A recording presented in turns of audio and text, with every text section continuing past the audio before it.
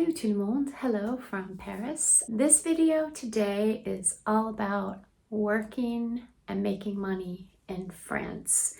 I have gotten a lot of questions about this topic over the past few months, so I thought I would try to address this topic. So if you are looking at a permanent move to France for the long term, that's what I'm going to try to address here. I do want to say just at the top of this video, I am not an immigration expert. I'm an immigrant. I'm not a lawyer, I'm not a tax expert, I'm not an accountant. I'm just one person who moved to France in 2022 because I married a French man, also an entrepreneur and someone who's navigating this transition myself. So I will share with you what I have learned, and I'm gonna give you some of my experiences and the experiences of some of my friends. I also will give you a few tips about finding a job in France, and then I'm going to put some resources into the description for some people who frankly are taking a deeper dive into this topic, and I hope that those will help you. So if that's what you're looking for, stick around. Let's get right into it.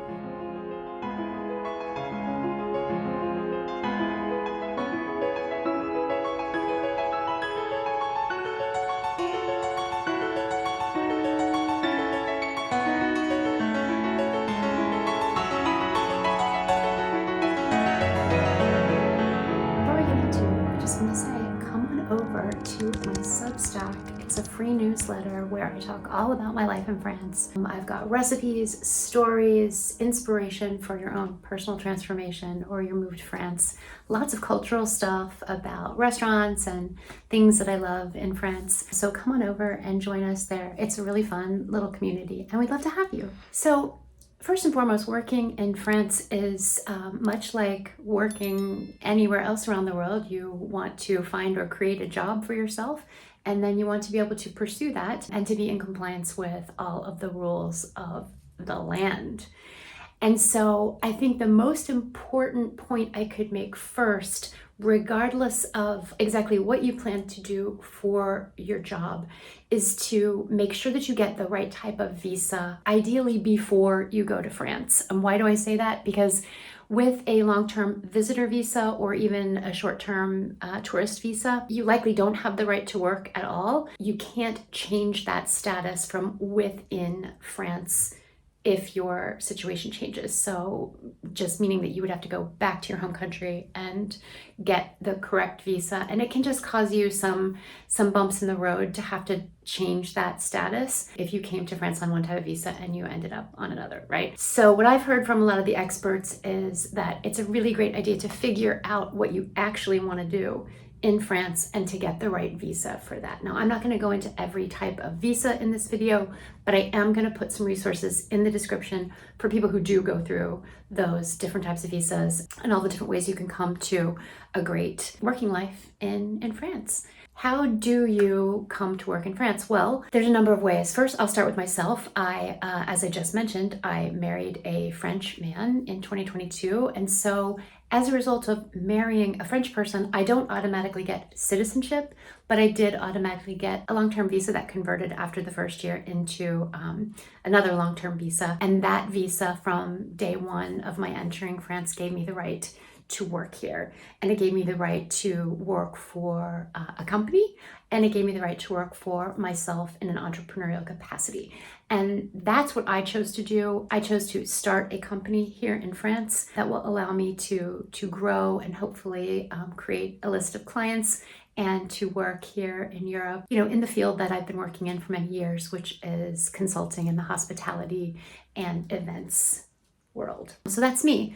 But to give you examples of some other ways that either friends of mine or people I know have gotten gainfully employed in France, I have one friend who was brought to France from the US to work for an international company that has a headquarters in Paris, and she is an HR pro. So they really facilitated everything about her move. They brought her over, they helped her with her visa, they helped relocate her, all that sort of stuff. So I would say that's a really ideal way to make your transition over to France, is find a job before, have the company help you with your relocation, right? I have another friend whose husband was hired for a job in the south of France. And as a result of the type of work that he does, he has a very particular set of skills. And as a result of that, he was able to get, with the help of his new company, a talent passport visa, which is a particular type of visa that we have here in France for people with special skills that are very in demand or innovative. And with the talent passport visa, what is so cool is that it even allows your spouse to come with you and to work while they're in France with you. So that can be a very good option if you're someone who has those special skills.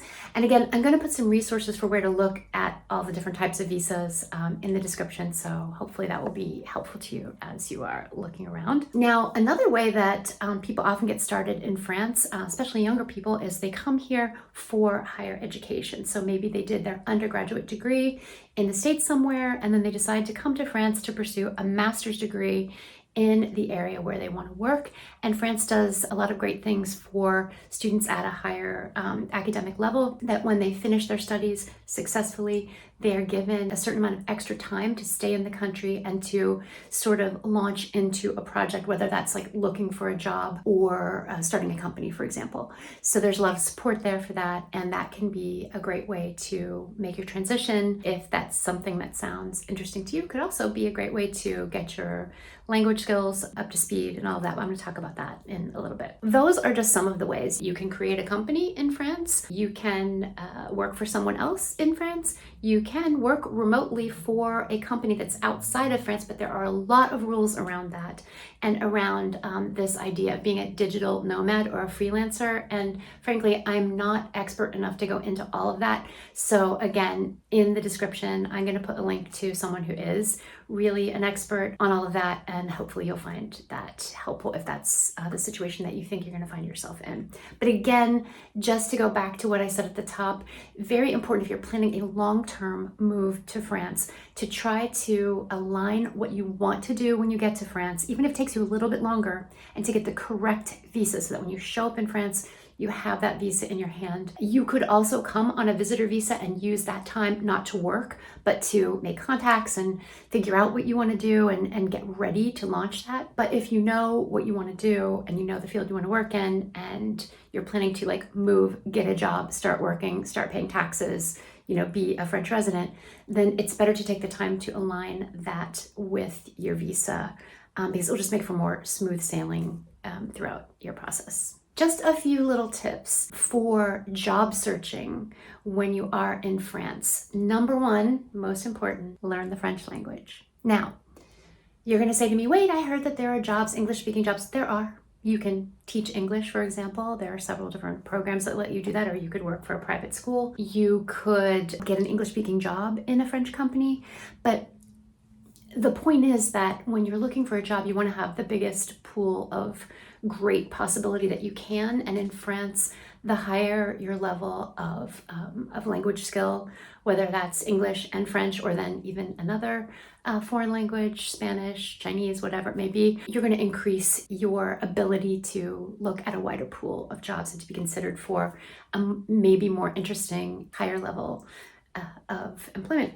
So it's also going to make your life much more amazing in France if you speak French. So I would say if you're planning a move to France, I've talked about this before, get started with your French language learning now through an app or through an online tutor or an in-person class where you live, and just start to get some of that under your belt. Because imagine that when you move, you're looking for a new job, you're going through a bunch of cultural transitions anyway. Just any little bit that you can have that makes you feel like you're already just on the inside is going to be really helpful to you in your new life in France. It's going to be very important to you in France, if you're applying for a job with a French company, to have a French CV, a resume. Because the way that a French CV is organized is different than the way that we present our resumes in the US. And again, I'm gonna give you a link to a couple, two Americans who are wonderful, and they have moved to France. They did their higher education here. They are now gainfully employed in their areas of expertise.